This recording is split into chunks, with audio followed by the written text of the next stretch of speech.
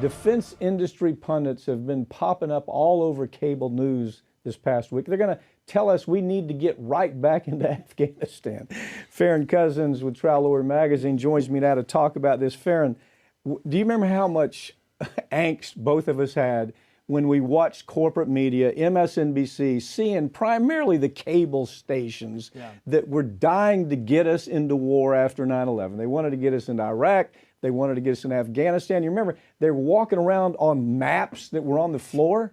They fired great commentary people because they were against the war. You covered that story back then. We did it, I remember.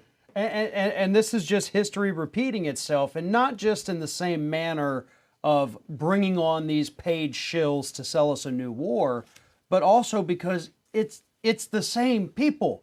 They're bringing back on the same individuals that got us into Afghanistan in the first place, telling us now, oh, we have to go right back in. Some of them have literally said, why don't we try doing Afghanistan light?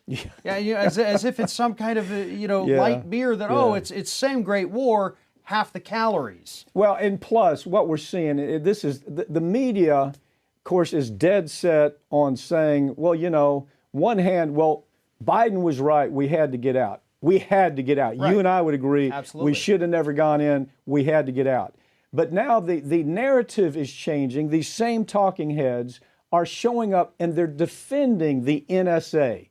They're defending the CIA. How in the world could those two organizations have screwed up any worse than they did?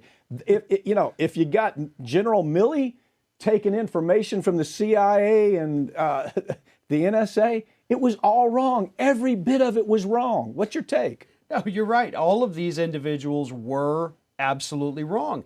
And I think the media is absolutely loving the chaos that they're seeing in Afghanistan right now. Because, as we know, this is very simple. War sells. Yeah. But war doesn't just sell in terms of eyeballs. War sells big times with those defense contractors who then start buying up advertisements saying, Boeing is out here for you. General Dynamics is looking out for you, keeping America safe. Lockheed Martin runs commercials on cable news shows. Yeah, we've talked about this before. Right. Why do you have folks like Boeing or Lockheed Martin? Why are they on MSNBC advertising? Are we going to go buy a jet? Are we going to buy a missile launcher? It doesn't make any sense other than the fact that when the time comes, they put these numbskulls, these people like this, they put these numbskulls on TV to promote war. This has gotten so crazy.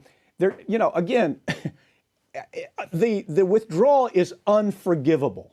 The way this was done is unforgivable. The guy calls himself a president. He blames it on his advisors. These people were trying to take up for the advisors, say the NSA was right, CIA was right. Really?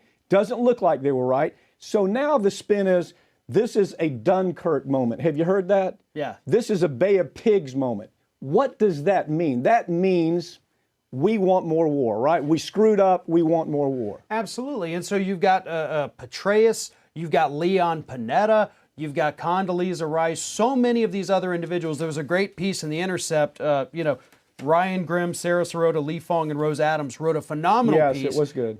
More names than you could list. Yes. They're talking about these people in the past week going on Fox, MSNBC, CNN, writing op-eds and on Fox News, writing op-eds, I think, in Washington Post, and never disclosing, oh, by the way, all these people who lied us into this war are now working for the defense industry. Making big money. So it's hard to know who to trust or where to go for information. Don't go to CNN and don't go to MSNBC. I think that's the answer here.